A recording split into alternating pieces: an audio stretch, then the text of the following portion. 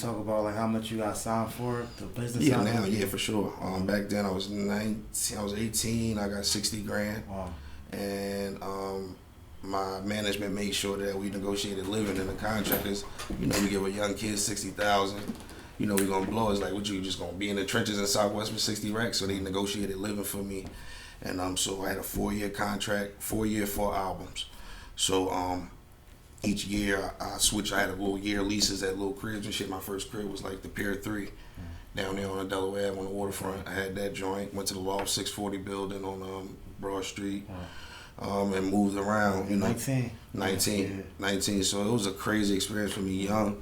Witnessed a lot of shit young. Had some money, moved around, had my own space. You know, being able to be that young and be on my own, it was a journey. I watched you live one time. You was talking about Freeway. I used to say you looked out for him. Yeah. Once you guys, can you speak on that? Because I didn't understand what you were saying. Free actually co-signed. He got a video saying like, no, when Reed got that money, he came back. Like, a lot of dudes get their money and they branch off. Like, you know what I mean? Like, they leave the city. Like, I stay here. I got that money. I stay here in Philadelphia, and I wanted to work with artists that been inspired me. So, you know, Free was always somebody that I fuck with from the rock for sure, and I always wanted to work with him. So when I got my budget, I made sure that we need Free on this album. Free told him their numbers, so he ate good off that situation too. So, you know what I mean? Like, just little things. So, you know, we went to Scott Storch's career. We had Scott Storch beats. I had like 3 Scott Storch beats. We was at Miami at his crib. That's when Scott was doing real good. Yeah, we had Nori on the album, with the Nori crib out Miami.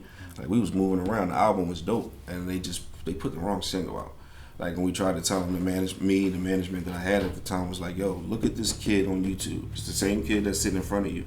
This is what the streets love. Why would you take him away from that? And I made a single called Toast to This. It was a dope record, but it wasn't supposed to be your first single. Right. You know what I'm saying?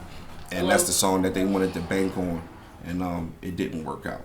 It didn't work out. They put it out, and it didn't get the response that they was looking for. Is that how and work in the industry, like the label pick out the singles and the songs and will make the tape? Usually that's how it goes. Wow. That's why in my older years now I preach independence. You know what I mean? Like, but back then it's like, you young, you don't really know. You know what I mean? You just going with the flow of shit. But it fucked me up because it fucked up my launch because the world was watching like heavy.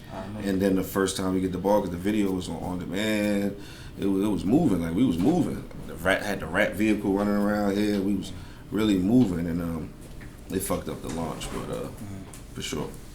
Yeah, this Cassidy. I'm at ACAF, 221 South 52nd Street. You already know how they carry it. They got the best products. You need to come and see them, man. I'm about to take some home now. Let's get it easy, man.